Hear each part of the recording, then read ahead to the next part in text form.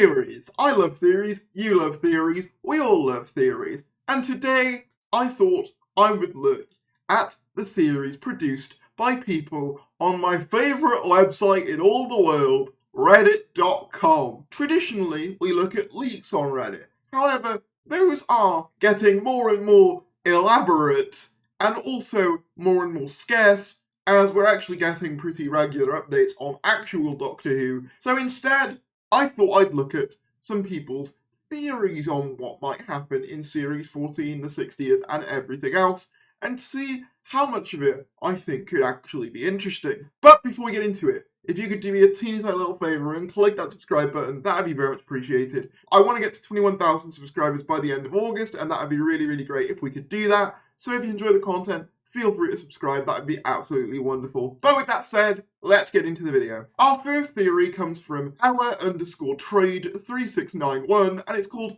Speculation on Series 14, Potential Huge Spoilers.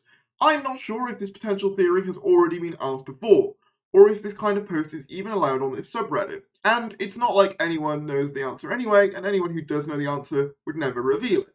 But it's just a question that's been on my mind for the past few months. This is potentially a huge spoiler for Series 14 if it's true though. Do you think Ruby Sunday could die midway through Series 14?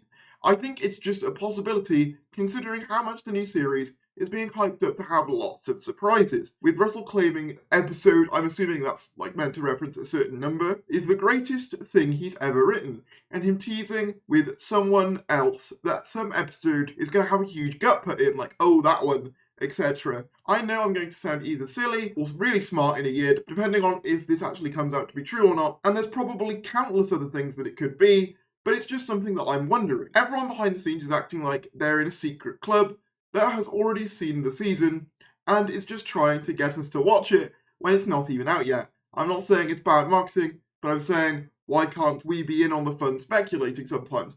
Also, in an original interview with Minnie Gibson, I think she was asked if her name was spelled Ruby Sunday or Sunday, but she claimed she couldn't reveal that because it's too much of a spoiler or something. I think that might have honestly been her playing coy with the presenters, because that's at the Children in Need reveal of the companion, because we have had official posts saying how it's spelled. That would be kind of interesting if the spelling of her name is somehow a spoiler. Maybe the episode is going to try and make us believe she's somebody else before it's revealed. She was a completely different person with a different spelling of the same name or something like that. Interesting. I'm not sure about the naming stuff, but I will say I don't think the idea of a sudden departure for Millie Gibson is completely out of the question. I mean, I think it's unlikely given that they seem to be filming throughout all of Series 14, and in fact, they were filming before Shooty was. However, at the same time, it's interesting because if you remember back to the casting of Lenny Rush, he seems to be kind of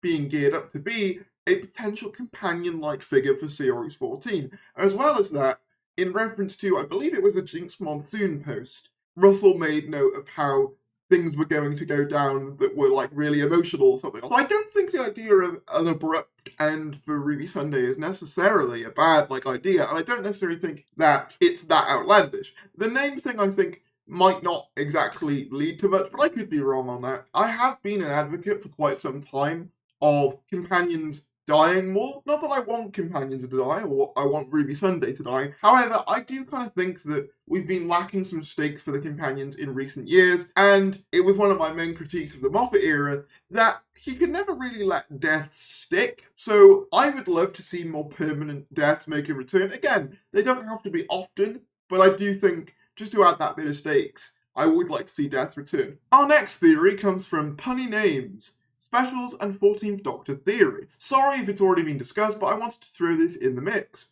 The promotional trailers for the upcoming specials and the introduction of Ncuti Gatwa's 14th Doctor, 15th Doctor, got my mind steering. The outfit of choice and the tone of voice when 14 says, "Can someone tell me what the hell's going on here?" has heavy Donna vibes, far from the Doctor's typical characterization. What if we're seeing a future incarnation where both the Doctor and Donna are incorporated into one body and mind? We've already seen the split of the Doctor, meta-crisis that went with Rose, but it remains unanswered why Donna is being reintroduced.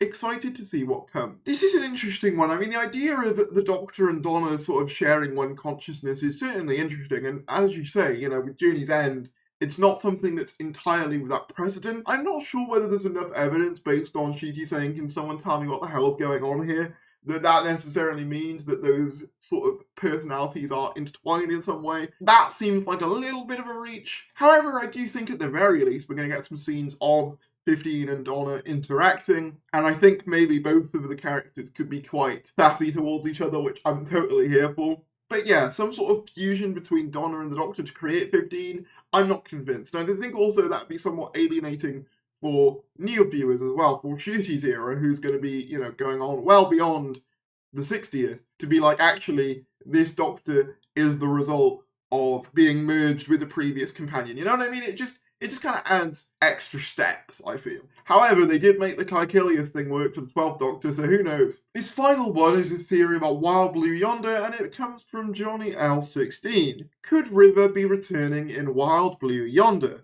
Details about this special are being kept very hush-hush. I have a theory that this is because River will be returning. This would explain why she's very surprised that Ten didn't recognise her in Silence in the Library, and why she said he's younger than she's ever seen him. It's possibly because she initially thought he was 14. Could this be possible, or am I thinking too much into it? I've thought for a while it'd be really cool for 14 to meet Riversong. However, at the same time, I do somewhat feel that that character's story is somewhat well concluded, and I also don't know how exactly she would fit into the narrative of the 60th. Potentially, if the 60th revolves around the Doctor trying to regain their memories, as we see in the trailers, the Doctor doesn't seem to remember who they are, River could be an instrumental person in reminding him who he is. And David Tennant himself did say that there's other players in the 60th that we're not aware of yet. So it's definitely a possibility.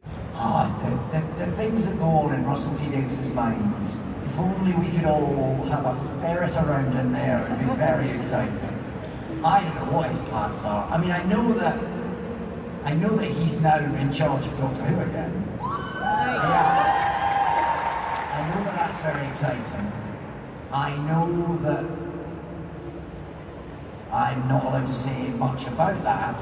Well, maybe you could tell us if, for example, you had recently worked again with Russell T Davies, if it was like the old days, if it's changed in any way, if it was like getting back into an old routine. Well, what I think is interesting about the fact that Catherine Tate and I may have been filming a little, you see, because we were slightly unfortunate or fortunate in that we were filming some scenes that were in the public. So it had to be admitted that we were in it. So most of what's been filmed with other people has all been inside. So there's lots more coming than people think, which is very exciting. However, I do think River is one of those characters who has such a complicated timeline and whose ending wrapped up so well, they might be reluctant to bring her back. But that's about all I have time for. If you did enjoy this video, be sure to give it a like, comment down below your theories, subscribe if you're new, and I'll see you later. Don't forget to click below to subscribe to the official Harry's YouTube channel.